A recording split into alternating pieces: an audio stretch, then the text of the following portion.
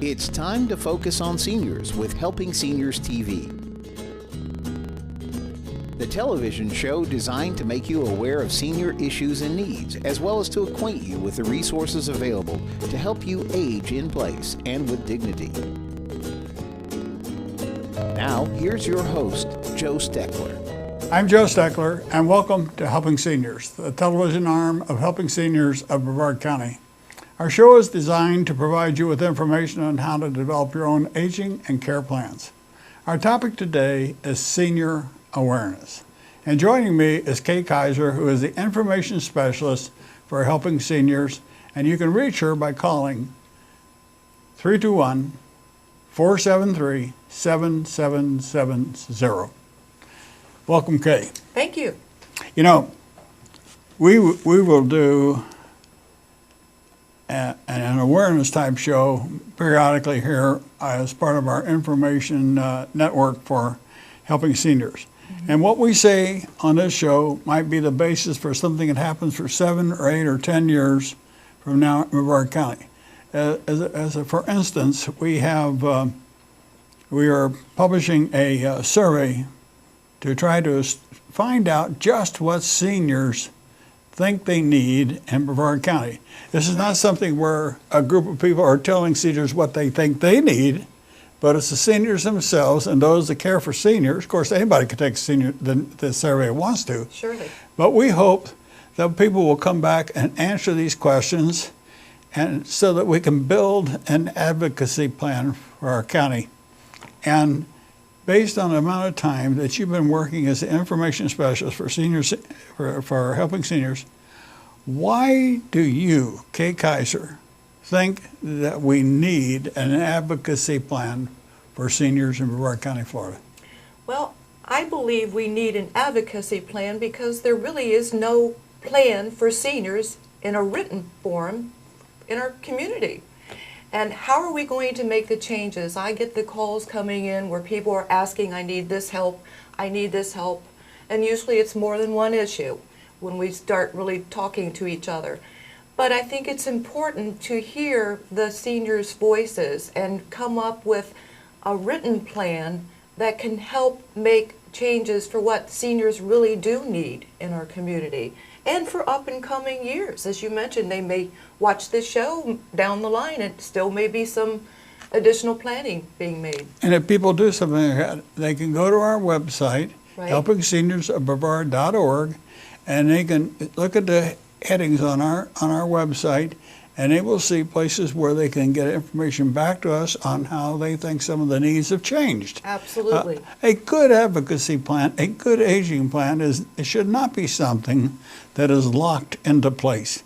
It should be a viable, living, growing document because needs change. Absolutely. It's going to have to be flexible because it may be something tomorrow that we didn't think about that suddenly arises that a lot of seniors are saying we need help on this as well. Yeah, I think one of the things that you're finding from our conversations, one of the greatest needs we're finding from senior citizens, many of them, is simply companionship. Absolutely. Yeah, a lot of seniors I just got off the phone before we're taping here. You know, they may lose a spouse and they're very lonely. And I recommend a lot to seniors, well, you know, there's various senior centers throughout our community. Get out, socialize.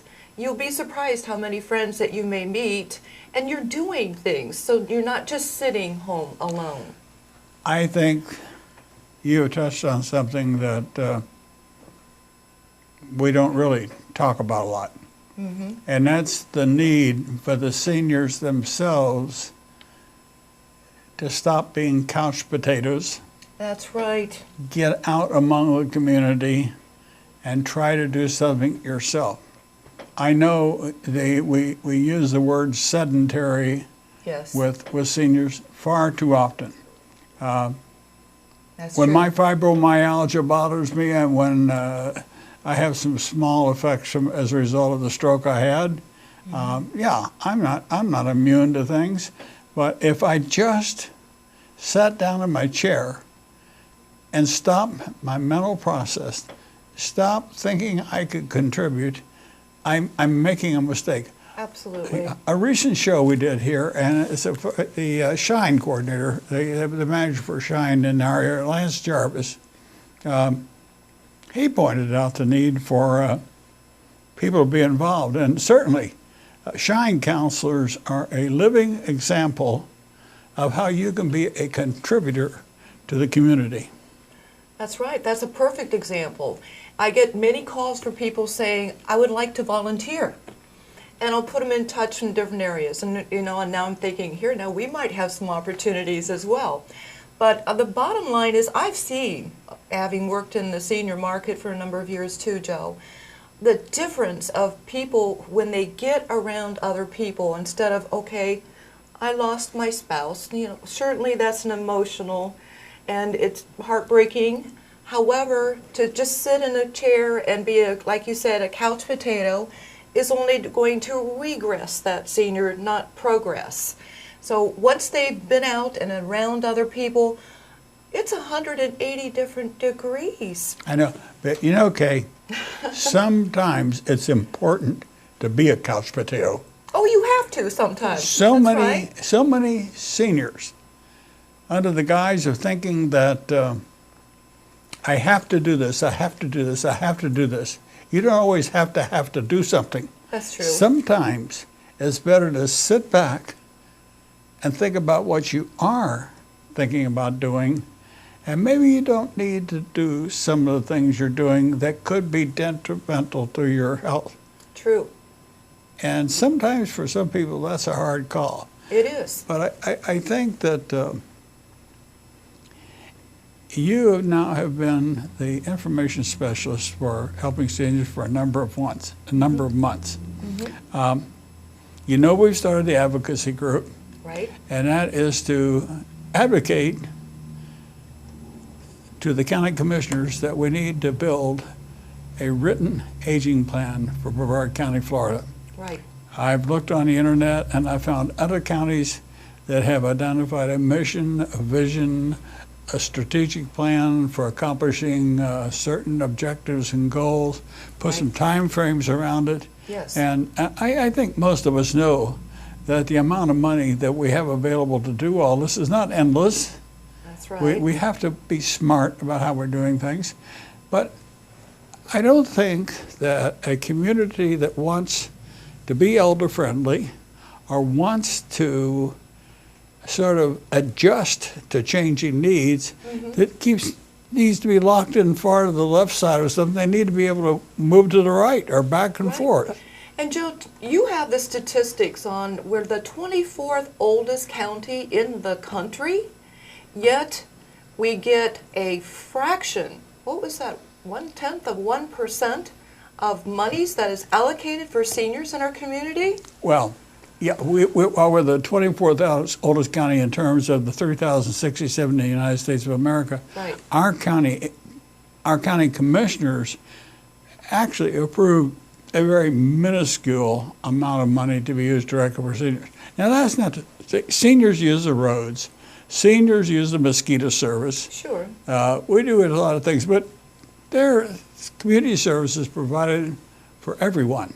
Right. But under the tax bill, 44.6% of the tax dollars under general revenue funds go into education for children. That's right. There's no line item in there for seniors. And seniors, we are right now, as part of one of the things we're doing under the Advocacy Plan, people, Right. is to help people understand what the financial impact of the seniors themselves are on the continued ability of our county to pay its bills. Right, exactly. And when you get down to reality, if we go by AARP standards of 50 plus, we're accounting for, 2 out of 4 people in the community here? Actually, I think the number we came up with is 162,000. 162,000. Meet that category in terms of, and I forget, we've got something like 450 or 60,000 people. Brevard County, Florida is a huge county. We don't, Yeah, I like to think about the little county I grew up in Kentucky. There were about 30,000 people in the county. It's a big difference when you live in a county like this. Absolutely. But one of the things I think that our new organization brings to the table is an ability to disseminate information, and while we're doing that, we are helping to educate our people. Absolutely. Yeah. You weren't here when Mr. Jarvis was talking about medically disadvantaged people qualifying for Medicare.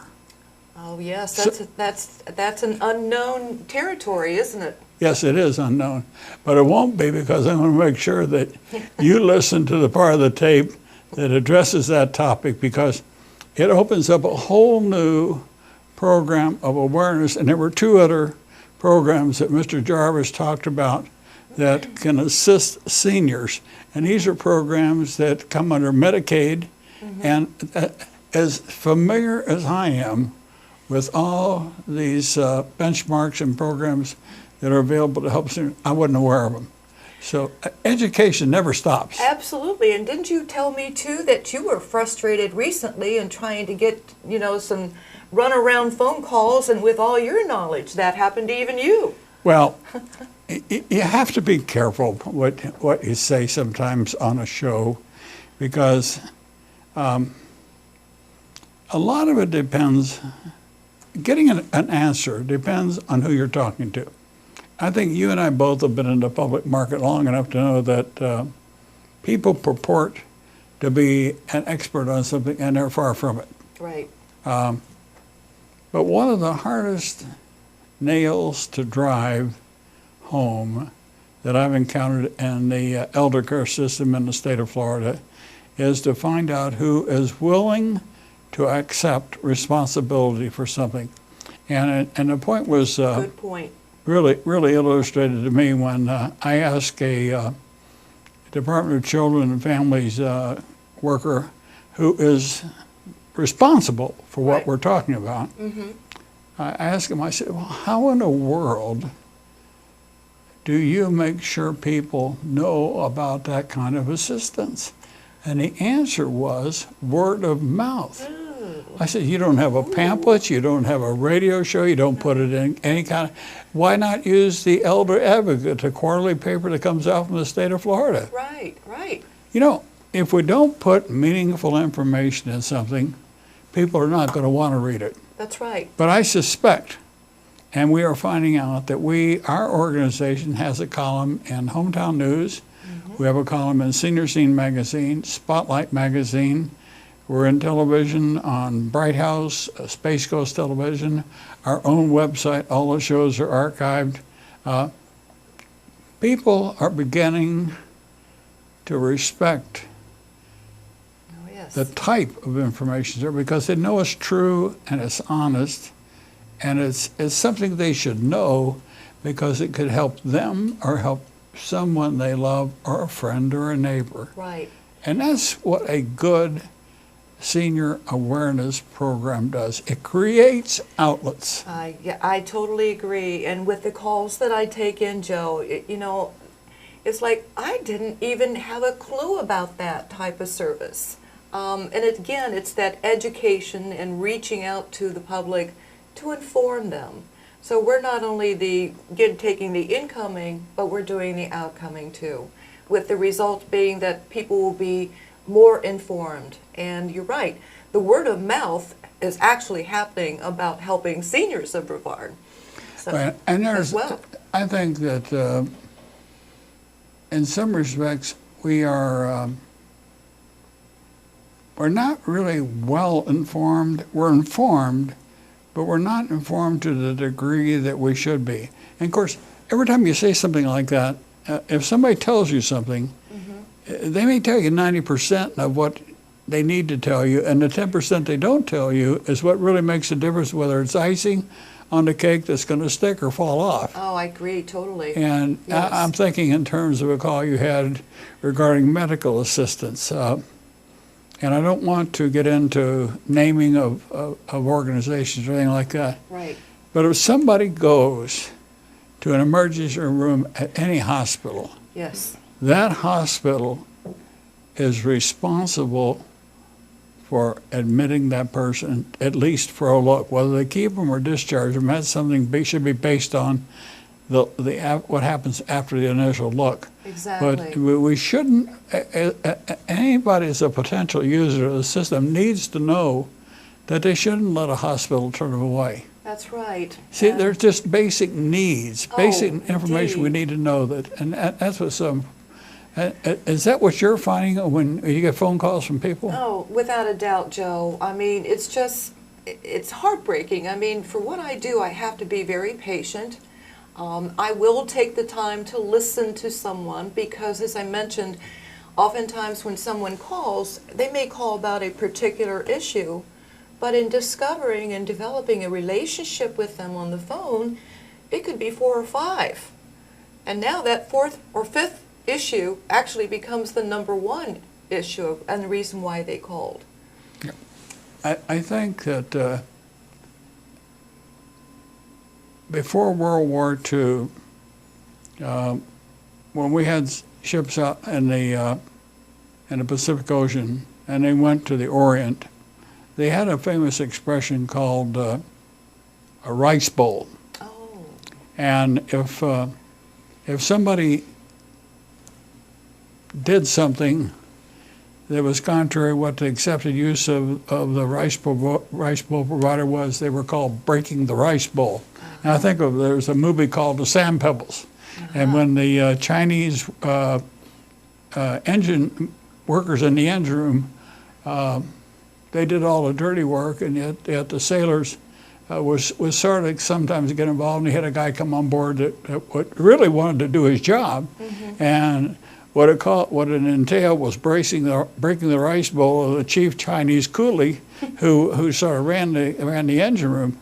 But this man knew that if they went into war, as they did when we had the problems in Peking in 1925 and 1926, that unless the American sailors could do their job, right. they could not depend on somebody else to do it. The same thing with our elder care system. Absolutely. It's a Yeah. good analogy. Yeah, we can't depend on somebody else to do what we should be doing ourselves, and I think that's so important. I agree with you 100%. The survey that you have in front of you that we hope people will take, what do you think that the end result of that survey will be, Kay, based on the phone calls that you've had? It's a loaded question. I know Yeah, the you end weren't result? prepared for it, but Well, the end result is going to allow the group that has gotten together as a senior advocacy council from Helping Seniors of Brevard help put together that written plan to take to our officials and say, okay, now we have some proof here. We have a plan. And that's something that has not really been done in our community. and I think, Kay, I'd like to make sure that our viewing audience understands what you and I are talking about. Viewers, for several years, we've known that we don't have a written plan for aging in Brevard County. That's not to say we don't have great organizations, good services. We have all that, but it's not tied together. There are too many what I call individual rice bowls. We're trying to put it all together into a pot so we know how to distribute the rice. Right. That's not going to be easy. And we have one gentleman that's on the survey group at You mean advocacy group? advocacy group that said, why don't we prepare an aging plan and give it to the commissioners? He Right. said, if we don't do it, we're going to end up in the same situation that we are now. That's right. Nobody doing anything. Anything. So it's that's- more work. Yeah, it's more work, but I believe the end result will get some attention. Yeah. And the important key thing, viewer, is not the government doing this. These are private citizens That's right. that pay the tax bills, that are the ultimate users of the services, that are stating their vision for what the needs are, putting them together in a written document, and handing that to the county commissioners at some point in the future and saying, here's what we think. What can we expect you and your staff Right. to take a look at and see if we can't come up with a better way of using our tax dollars, arriving at how people should be served. Now, nobody should expect a free ride. The seniors I talk to don't right. expect a free ride, Kate. Right, no. We're doing, first of all, I had a call yesterday from somebody saying I just need money. And I said, well, after discovering they're on a limited income and everything, and oftentimes people they don't plan their budget. So, I kind of reflect on a little bit of that. But at the same time, I said, we're a grassroots organization, we're a nonprofit. But I said, if we can't help them all, Joe, and we can't be handing out money to somebody who just says, give it to me. No, we're not going to do that. Because that's not going to happen. No. But I think back to the advocacy, ultimately, too, is that we hope to have an endowment fund in the future that a percentage can really help those who simply can't help themselves. Yeah, I think, viewers, you need to understand what Kay is talking about as an endowment. Is an endowment sponsored and developed by private people, not the government. Right. We are not building another entitlement program. And just because we have an endowment doesn't mean that we're going to go out and serve every need that somebody thinks they have. No, we can't. That's not going to happen. That's not the purpose. Yeah, it's not another entitlement program that we're trying to develop. Exactly. We're trying to develop something that will cause a county of people to start thinking together to figure out a better way to provide services. Right. I don't know. I did have a number of how many nonprofits that we had here in Brevard County. But let's say we have 100 nonprofit organizations and we have 100 nonprofit executives making $60,000 apiece. Mm-hmm. That's $6 million? That's right. Yeah. $6 million under 2 or 3 chief executive officers. And what I'm saying is we need to rethink Yes. what we've been doing for the past, do a better, more cost-effective job of it, meet the real needs, not just what somebody thinks the needs are. Right. And for all the organizations that collect the money and distribute it, I'll be very careful what I say, but I would venture a guess that most of the organizations that dispense money depend on the organization that they're dispensing money to tell them what a wonderful job they've done with it. Right, right. I don't think too many people get That's out. right. Yeah, Yeah. get out and follow up and say, this really happened. Exactly. Exactly. Well, one thing that we're doing different, and that makes me feel good about what I'm doing and answering these calls and everything, is that when I call them back or they call me back, because I do tell people, let me know the results here for you. I'm not just giving you numbers. I want to stay in touch. I want to make sure that everything you're satisfied with, because if we didn't get you to the right resources the first time, let me dig in a little bit more and find you additional resources. But ultimately, Joe, the bottom line is every single one of them say, thank you. You took the time to listen to me. That's so different. Yeah, and I think our callers need to know that every call that this organization receives is logged on a computer. That's right. And at 3 different places, and that 3 different people have the capability to examine the phone calls, listen to the phone calls, any time of the day or night, 6, 7 days a week. And sometimes when I listen on the weekend, if I think that the call is significant enough that I need to call them myself, if you're not in the office, I have done that. Mm-hmm. It's not that we're checking on each other. It's we're trying to do the very best we can Right. to meet the needs of the people that call us. And I think I think more nonprofit organizations need to be developed that way. Not everything can be done the way we want it to be done, Right. but I think we can, most of the time, improve on what it is that we're doing. I agree. I agree. But it is across the board, and certainly I feel what I do is not a job. I feel good to come here every day because I know if I can just help one person, that one person is going to be living in a more dignified senior life. Quick story. I remember years ago I got a phone call from a lady I know that still listens to our radio show. She's been listening to my radio show for 15 years. I made a comment about nursing home help, and a woman called me and told me what had happened. It took us 6 months, but the woman was returned something like $30-some thousand for incorrect acceptance of funds at a nursing home. Wow. My point here is that if you don't get your problems identified to somebody that will at least take a fair, square look at it, you don't ever solve a problem. That's right. I concur. Absolutely. So are you going to still want to continue to be the information specialist? You bet. I'm here to help everybody.